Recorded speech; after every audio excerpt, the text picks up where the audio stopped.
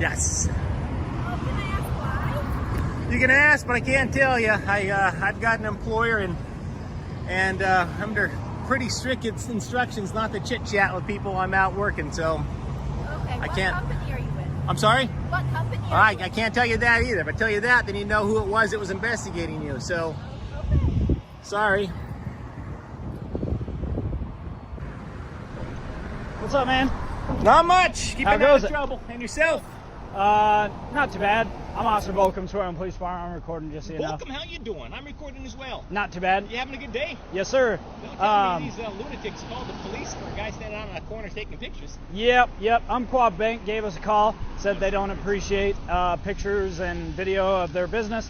It's a private business. But you're on a public sidewalk, so as far as I'm concerned, you're not committing any crimes. But they do want you trespassed from their property. So Really? just I haven't even stepped foot on it. Have you ever trespassed somebody ever off of a property that they've never stepped foot on? Yeah, I have. Have you? Yeah, and it's so pretty much just kind of run you through like trespass warnings. So pretty much like all it is like, hey, you're trespassed from this location. Don't go there. If you do, you could be subject for an arrest. Sure. So what if I bank here? And I can't bank there anymore, huh? That's kind of on them. Yeah, that'd be their loss in my opinion. So, do you bank at Umpqua? I'm sorry? Do you bank at Umpqua? I'd rather not say. But Oh, okay. They're going to find out the hard way. Yeah. No, for sure. Yep. So just so you're aware, they just. God, don't go on their property. God. Yep. All right. Anyways, No do you mind worries, if I can get your name really quick? I very much mind if you get my name. I haven't broken any laws, and I'm a huge fan of the Fourth Amendment, so I'm Okay. going to have to say I'll pass on that today. Sure. I appreciate you asking nicely, though. I've had some police officers in the past demand, insist. I've even had officers arrest me for not giving ID when I wasn't breaking the law. Oh, interesting.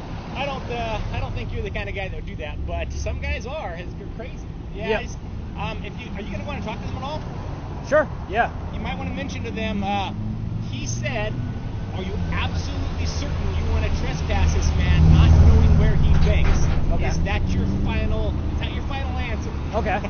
Sure. Yeah. This encounter begins quietly, but there's already something unusual happening. A man is standing on a public sidewalk, recording a private business, calm, controlled, and clearly intentional. When questioned, he refuses to reveal anything. Not his purpose, not his employer, not even casual conversation. That silence alone creates tension. Then, within seconds, the situation escalates. Police arrive. Now here's where things take an interesting turn. The officer approaches with a calm, almost friendly tone. No aggression, no immediate suspicion, just questions. But the reason for the call? A private bank feels uncomfortable being filmed. And this is where reality clashes with perception. The officer openly admits something critical. The man is not committing any crime. He's standing on public property, exercising his rights. That single statement flips the entire narrative. What started as a suspicious person call now becomes a lesson in legality. But then comes the twist. Despite no crime being committed, the bank still wants him trespassed. From property he hasn't even stepped on. That contradiction creates the first real friction in the encounter. The cameraman challenges it intelligently, questioning the logic, while the officer tries to maintain balance, enforcing the request without overstepping legal boundaries. At this point, everything feels controlled, almost routine. But beneath the surface, tension is building. Because when rights, ego, and misunderstanding collide, calm situations rarely stay calm for long. They might want to call a regional manager and ask. In fact, you might want to say, the man said you might want to call your regional manager and ask, are you sure you want to trespass somebody who's never stepped foot on your property that you're aware of, who may actually bank at Umpqua? Yep. They're going to find out the hard way. Interesting. Yeah. Bless their hearts, they're idiots. So Yeah, man. I'm not surprised by this, but I'm saddened. Saddened, but not surprised. Yeah, sure. It is what it is. Yeah, I hear you. Yeah, it's kind of Yeah. I've only had. Do you mind if I ask, like, the experience with Umpqua? Do you mind if I kind don't mind of if you pick your ask, but brain about it? I'm not talking today. I'm just not, after having police called on me for lawful activity, I'm irritated. So I don't want these guys to have any answers until they see the video. And mark my words. this video. Okay. I'll make sure I get their phone number right in the story, and Do you put it in like Facebook, or where do you put it at? I can't say. Can't. Okay. Well, I can't. I won't say. I want these guys to have no heads up whatsoever when they get inundated with thousands of phone calls. So. Gotcha. Yeah. And are you a journalist or anything like that, or? I will tell you this. I am indeed a journalist. Oh, I okay. am indeed a journalist. Gotcha. Gathering Okay. content for a story. Gotcha. Okay. Well, yeah, I appreciate it. I was just curious, Yeah, to be no honest. worries, no worries. I appreciate it. Hey, I don't have any weapons on me. I gotta grab my water though, so you don't mind me. Nah, I don't mind. Anyways, take care, man. Very disappointing. Yeah. Have a better rest of your day. And Yeah, maybe tell him seriously. Say, he says you might want to call your regional manager before you officially trespass him, because what if he banks here? yeah, and so it's actually considered a trespass warning. Yeah. So pretty much like, it's a private business. They have a right to serve who they want to and all that jazz. Yeah, that's pretty much really all it is. Yeah, no worries. And really, if you think about it, it's more like a second chance kind of thing. Because Sure. if we just showed up to places and like arrested people yeah. for a trespass, it's like, why not give them a So warning? now at least I know if I were to go on their property, then I could get arrested. But, Yeah. But this is all still public sidewalk, so as far as I'm concerned, you're not conducting any illegal activities. Sure. Anyways, All right, appreciate you, brother. nice to meet you, man. You bet. Take care. You have a good one. Be safe, man. Yep, see ya. Want to stop for a second? Do I want to stop for a second? Sure. There you go. Hey, Yeah. that wasn't nice. I'm a little defensive today. How can I help you today? Well, you want to get defensive. Yes, sir. I do want to You get want to go defensive. take pictures of me, and then you flip me off Yeah, when okay, I I'm take a done with you. picture. I'm of done with you, little Come man. here. Nah, I'm good. Come on, you little worm. What can I do for you? Just smile. Again, there you go. You're a- Fuck off, loser. Seriously. Come on back. We're on a public sidewalk. Yeah, I'm standing right here, Chief. What can I do for you? Am I a piece of work? I already got your picture. I don't give a rat's ass. I got your license plate number 779 NUA, huh? Are you drunk, sir? Have you been drinking today? You been drinking today? Say what? You been drinking today? Well, of course I have. Oh, are you drunk right now? You dipshit. I had a glass of water for breakfast. I had a Gatorade for lunch. God, what an Yeah. idiot. Get out of here, loser. Seriously. You're just a little fucking worm. That's what you are. You're a little fucking worm. Little fucking Yeah, you're a little fucking You worm. touched me, now, sir. You are touching me. Get away from me. Hey, can you call the police on this man? What do you do? He just came up and pushed up against me. Call the police. I got it all on video, you little bitch. Why was he up there? Because I'm out here taking photos. Ma'am, can you call the police, please? You think you can walk up to somebody on the street and push into them and think there's no consequences? Huh? You want another shot? Come at me, motherfucker. Yeah? Oh, you want some more? Bring it on. Seriously. Can you call the police? Just call the police and say I was just assaulted. And I'll do it again if you keep coming at me. You want to keep coming at me? I wouldn't come this direction. You start walking toward my voice, you'll get it again. Yeah, he'll need a little water. Oh, this guy came up and got right in my face and literally pushed against me, and I sprayed him with pepper spray. I told him to back off.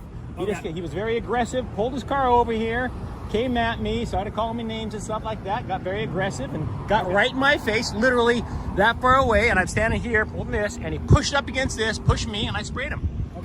I'll go talk to him. What started as a calm and controlled interaction suddenly shifts into something far more volatile.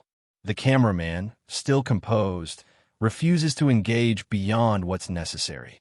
He identifies himself as a journalist. But even that reveal feels strategic, almost calculated. He's not here to explain. He's here to observe. And then everything changes. Out of nowhere, a civilian enters the scene and immediately brings aggression with him. There's no calm questioning, no attempt to understand. Instead, it's pure confrontation. Insults begin flying almost instantly. Personal, hostile, and relentless. The energy shifts from controlled dialogue to raw conflict in seconds. The cameraman doesn't chase the argument. He holds position. But the aggressor doesn't stop. He gets closer, louder, more personal. And then comes the critical moment. Physical space is violated. That invisible boundary, the one that separates verbal conflict from physical threat, is crossed. The aggressor steps in, closing distance to an uncomfortable, almost confrontational proximity. At that exact point, the situation detonates. Pepper spray is deployed.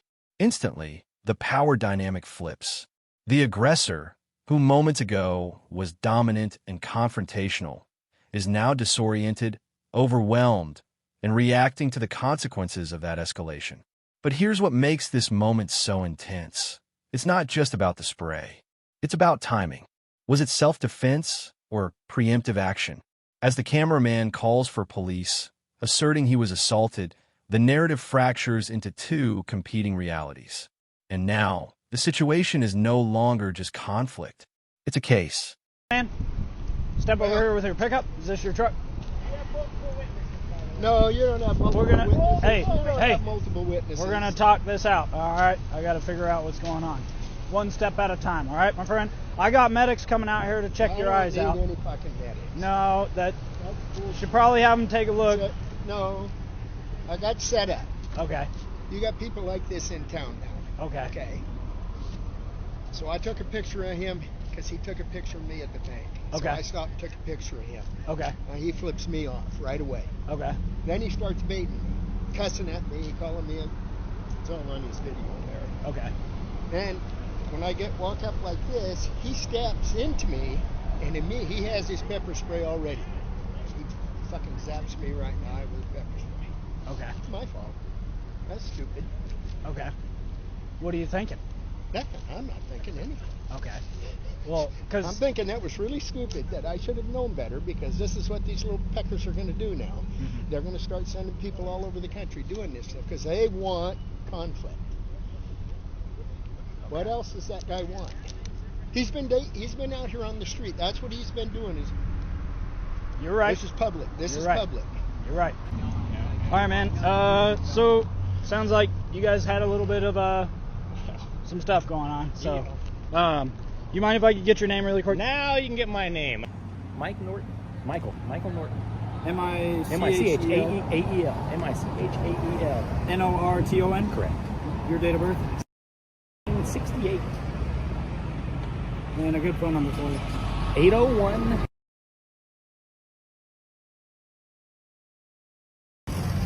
Yeah, I've been doing this for well over a year. I've hundreds and hundreds of cities all across America. I never had used my pepper spray ever. Okay. What happened? Just walking down the sidewalk, and I wasn't recording when I was walking down the sidewalk. Just heading this direction. I saw the truck pull over, and I thought, oh, this might be trouble. So I went ahead and turned on my camera, and the gentleman got out of the car and his truck and he's taking pictures of me, and I had no problem with that. Hell, I take pictures of people all day long. And I think he said smile, and I turned around and gave him the finger, and he's, oh, that's not so nice. And then he just kind of got closer and closer to me, and Did he take a picture of you? Oh, I'm sure he did. Yeah, I'm sure he took several pictures of me. He just kept walking closer and closer, and got right up in my. He was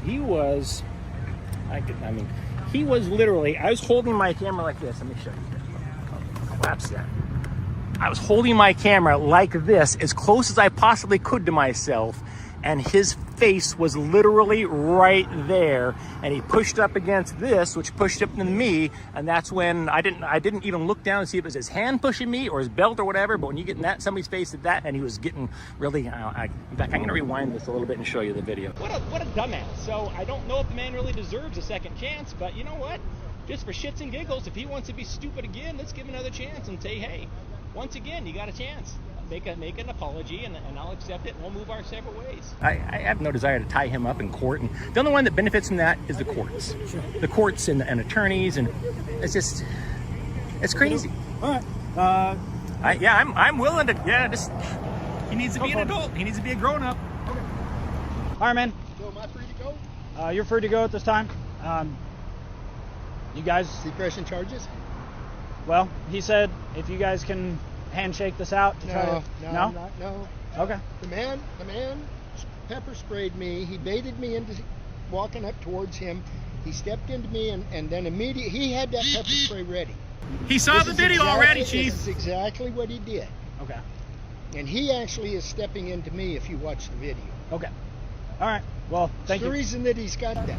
He saw the video already, buddy. Yeah, yeah. You're free You're to lying. go. So I'm not gonna pursue this any further. So if there's anything that I need to reach out to you for or anything like that, I'll give you a call. But other than that, You need a phone number? I thought I might have already grabbed that from you. I guess I didn't. I'm sorry about that.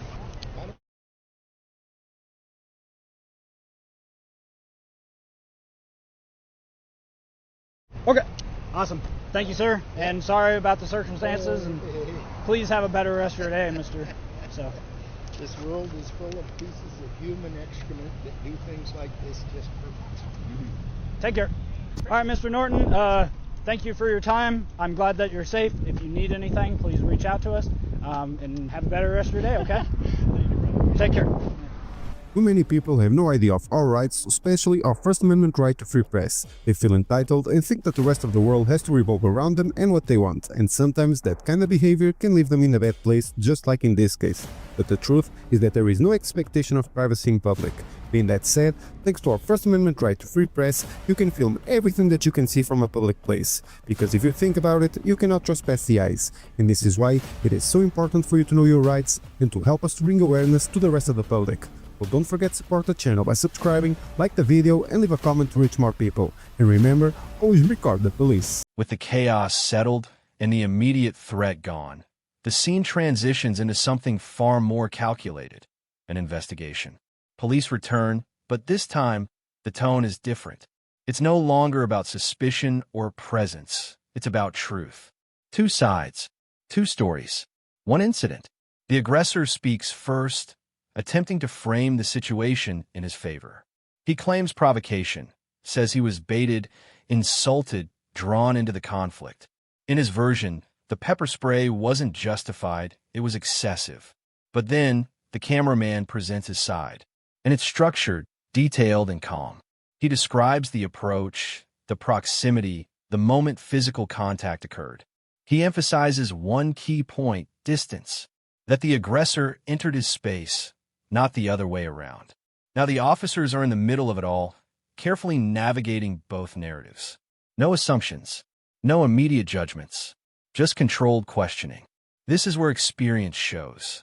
Because in situations like this, it's not about who speaks louder, it's about what can be proven. The mention of video footage changes everything. Suddenly, this isn't just testimony, it's evidence. And slowly, the direction becomes clear. No arrest is made. No charges are immediately pursued. Instead, the situation de-escalates into resolution. The cameraman is free to go. The aggressor left to process what just happened. But the real takeaway isn't just the outcome. It's the lesson. In public spaces, rights exist, but so do consequences when emotions override judgment. And in this case, one moment of aggression changed everything.